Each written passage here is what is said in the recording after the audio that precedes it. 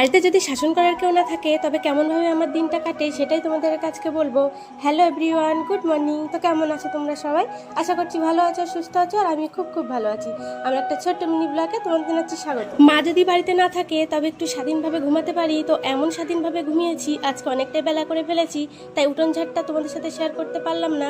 তাড়াতাড়ি ঘুমের থেকে উঠে উঠোনটা আগে ঝটপট করে ঝাড়, তারপরে দুয়ারে জল দেওয়াটা বাকি ছিল সেটাও আমি দিয়ে দিয়েছি। তারপর ঝটপট করে ঘরে চলে এসেছি। এবার ঘরটা আমি সুন্দর করে ঝাড় দিয়ে নিচ্ছি, আর ঘরটা ঝাড় দিতে আজকে একটু বেশি দেরি হচ্ছে।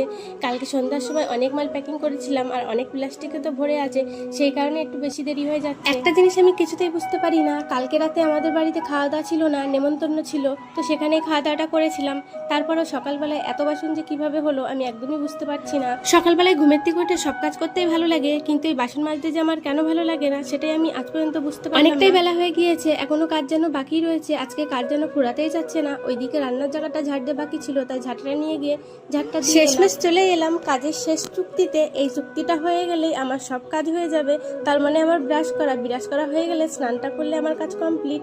তো স্নান সেরে সোজা চলে এসেছি রান্না বসাতে। আর এই দেখো আমার কারেন্টের মেশিনে আমি ভাত বসিয়ে দিয়েছি। কারেন্টের মেশিন পেয়ে মনে মনে খুব আনন্দে হয়েছিলাম, ভেবেছিলাম খুব তাড়াতাড়ি রান্না বান্না হবে, কিন্তু দোষের বিষয় একটাই হলো এই মেশিনে ভাত বসালে রান্না হতে যেন আমার আরো দেরি হয়ে যায়। আর আজকের দিনটা আমার সারাদিন ঝিমঝিম করছে মাথার মধ্যে, এত ঘুমিয়েছি তাও যেন ঘুমটা পূর্ণই হচ্ছে না। মেন কথা হলো বৃষ্টির কারণে ঘুম চোখের থেকে ছাড়ছেই না। তো ঘুম চোখে চলে এলাম উনুনের ধারে এসে সমস্ত সবজিগুলো কেটে নিয়েছি, পটলগুলো কেটে নিয়েছি, আর হলুদ আর লবণটাও মাখিয়ে নিয়েছি। আর ওদিকে অল্প কটা ভেন্ডি ছিল তাই কটা আলু দিয়েছি, একসাথে চচ্চড়ি করব।